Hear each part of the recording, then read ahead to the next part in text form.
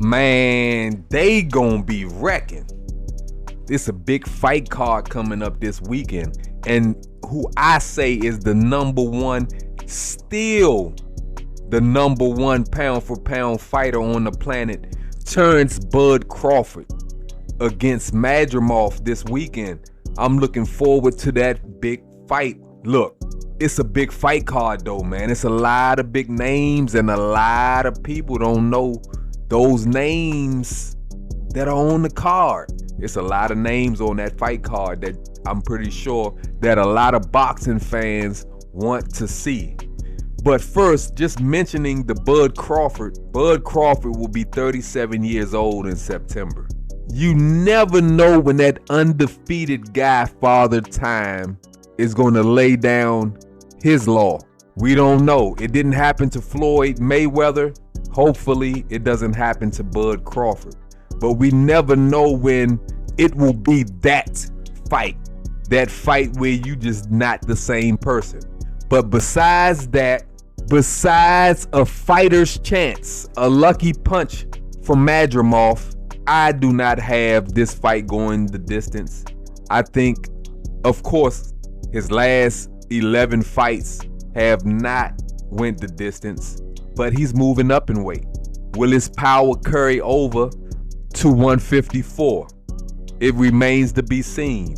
So we'll see this weekend how it affects Madrimov, if turns Bud Crawford's power will affect Madrimov. I believe that Bud is fighting a big guy like Madrimov to try to prepare for the possible fight with Canelo.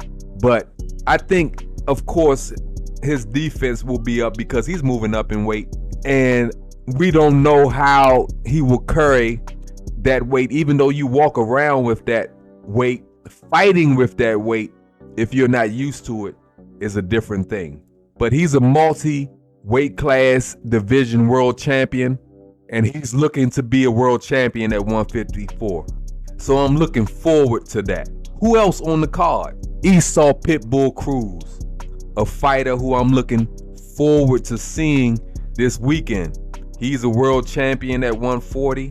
He said he wants to be undisputed at 140. He has a good chance. I believe that Esau, that's his name. Esau Pitbull Cruz. I believe that he is the best fighter. I ain't gonna say the best fighter. I'm gonna say the most dominant fighter at 140. And I believe that he does have a legitimate chance to capture all 4 major belts at 140. He's fighting Jose Valenzuela. Jose sounds confident. He says that he's going to beat Pitbull Cruz. Pitbull Cruz can be beat because he has one gear and he's in that mode all the time. So if you figure that out with him swinging those haymakers, you might be able to win. But I got Esau knocking Jose out. That's just what I got. But you have Andy Ruiz Jr., the former heavyweight world champion, who knocked out Anthony Joshua fighting. You have an up-and-coming heavyweight being who I believe is possibly the future of the heavyweight division, Jared Big Baby Anderson. You have another fighter who I haven't seen fight in a little while, but I love to see him fight. He only has 10 fights, but he's actually moving up to light heavyweight, and that's David Morrell. I'm looking forward to seeing David Morrell. And you also have Andy Cruz, a good fighter. So there's a big fight card this weekend, and I seen some content creators saying that the fight is not selling. They were talking about the arena. They wasn't talking about pay-per-view, because there's no possible way we can know what pay-per-view is doing right now, right? So, and plus most pay-per-views are not bought until the day of the fight. So they were talking about the arena, but I went on Ticketmaster at the time. The capacity of the arena is 22,000 seats. It looks like the back section is blocked off. So I don't know if the back section was available for sale. So even taking that out with the floor, that kind of like makes up for that difference. So I'm gonna say at the lowest, you have 18,000 seats at the lowest available.